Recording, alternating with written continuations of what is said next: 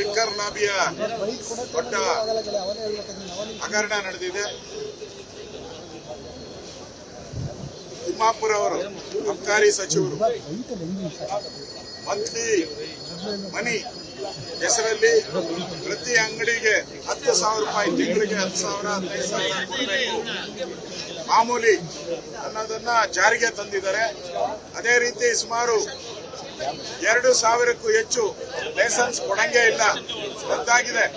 ಈಗ CL7 ಹೆಸರಲ್ಲಿ 2,000ಕ್ಕೂ ಹೆಚ್ಚು ಲೈಸೆನ್ಸ್ ಅನ್ನ ಕೊಡೋ ಮುಖಾಂತರ ಮಹಾತ್ಮ ಗಾಂಧೀಜಿಯವರ ಆಶಯ ಏನಿತ್ತು, ಲಿಕ್ಕರ್ ಅನ್ನ ಕಡಿಮೆ ಮಾಡಬೇಕು. ಆದ್ರೆ ಈ ಕಾಂಗ್ರೆಸ್ ಸರ್ಕಾರ ಬಂದ ಮೇಲೆ 2.5 ಕೋಟಿ ಒಂದೊಂದು ಲೈಸೆನ್ಸ್ಗೆ 2.5 ಕೋಟಿ ಹಣವನ್ನ ಕೊಡೋ ಮುಖಾಂತರ ಲಂಚ ತಗೊಂಡು ಸುಮಾರು ನಾವ್ ಹೇಳ್ತಾ ಇದ್ರಿ 2,000-3,000 ಕೋಟಿ.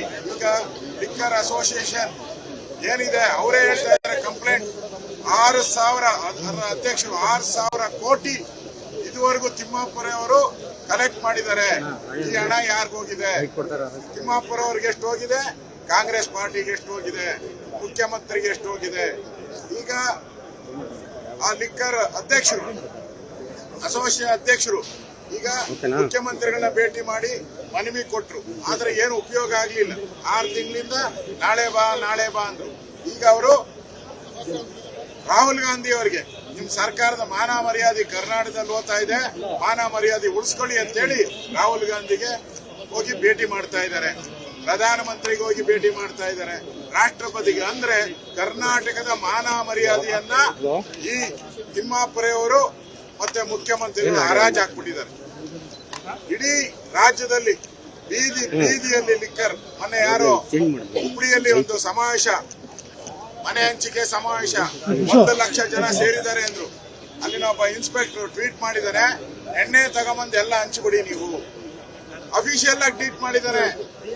ಅಫಿಷಿಯಲ್ ಆಗಿ ಅವರ ಟ್ವಿಟರ್ ಅಕೌಂಟ್ ಇಂದ ಇಲ್ಲಿ 1 ಲಕ್ಷ ಜನ ಬರ್ತಾ ಇದ್ದಾರೆ, ಎಲ್ಲವನ್ನ ಎಣ್ಣೆಯನ್ನ ಹಂಚಿಬಿಡ್ರಿ, ಎಲ್ಲ ಖಾಲಿ ಮಾಡ್ಕೊಳ್ಳಿ ಅಂತೇಳಿ ಟ್ವೀಟ್ ಮಾಡಿರೋದನ್ನು ನಾವು ನೋಡ್ತಾ ಇದ್ವಿ. ಅಂದ್ರೆ ಈ ಸರ್ಕಾರ ಪಾಪರ್ ಆಗಿದೆ, ದುಡ್ಡಿಲ್ಲ, ಅಭಿವೃದ್ಧಿ ಕಾರ್ಯ ಕಣ ಇಲ್ಲ, ಗ್ಯಾರಂಟಿ ಕೂಡ ಕಣ ಇಲ್ಲ. ಅದಕ್ಕೆ ಈಗ ಮನೆಗೂ ಲಿಕ್ಕರ್ ಕೊಟ್ಟು ಜನಗಳನ್ನ ಹಾಳು ಮಾಡೋದ್ರ ಜೊತೆಗೆ ಇವತ್ತು ಲೂಟಿ ಹೊಡಿತಾ ಇದೆ. ಇಂಥ ಭ್ರಷ್ಟ ಸರ್ಕಾರ ತೊಲಗೋಬೇಕು. ತಿಮ್ಮಾಪುರ ರಾಜೀನಾಮೆ ಕೊಡಬೇಕು. ಅವ್ರು ಕೊಟ್ಟಿಲ್ಲ ಅಂತ ಹೇಳಿದ್ರೆ ಮುಖ್ಯಮಂತ್ರಿಗಳಿಗೆ ಇದು ಟರ್ನ್ ಆಗ್ತೈತೆ. ಮುಖ್ಯಮಂತ್ರಿನೇ ಇದರಲ್ಲಿ ಭಾಗಿದಾರರು ಅಂತ ಹೇಳಿ ಜನ ಮಾತಾಡಕ್ ಶುರುವಾಗಿದ್ದಾರೆ. ಅದಕ್ಕೆ ಮುಂಚೆ ನೀವು ರಾಜೀನಾಮೆ ತೆಗೆದುಕೊಂಡ್ರೆ ನೀವು ಬಚಾವ್ ಆಗ್ತೀರಾ. ಇಲ್ಲ ಅಂದ್ರೆ ಇದು ಮುಖ್ಯಮಂತ್ರಿನೇ ಇನ್ವಾಲ್ವ್ಮೆಂಟ್. ಅವ್ರು ಹೇಳಿದಾರೆ ಎಲ್ಲ, ನನಗೆ 3 ಜಿಲ್ಲೆ ಕೊಟ್ಟಿದ್ದಾರೆ ಅಷ್ಟೇ. ಅಬಕಾರಿ ಮಂತ್ರಿ ಅವರ ಬೆಂಬಲಿಗರು ಹೇಳ್ತಾ ಇರೋದು ನಮಗೆ 3 ಜಿಲ್ಲೆ ಕೊಟ್ಟಿದ್ದಾರೆ, ಇನ್ನ ಉಳಿದಂತ 28 ಜಿಲ್ಲೆಗಳನ್ನ ಹೈಕಮಾಂಡೇ ಮೇಂಟೈನ್ ಮಾಡ್ತಾ ಇದೆ ಅಂತ ಹೇಳಿದ್ದಾರೆ ಅವರೆಲ್ಲ. ಇದು ನಿಜ ಆಗೋತದೆ. ಅದರಿಂದ ಇದು ದೊಡ್ಡ ಭ್ರಷ್ಟಾಚಾರ.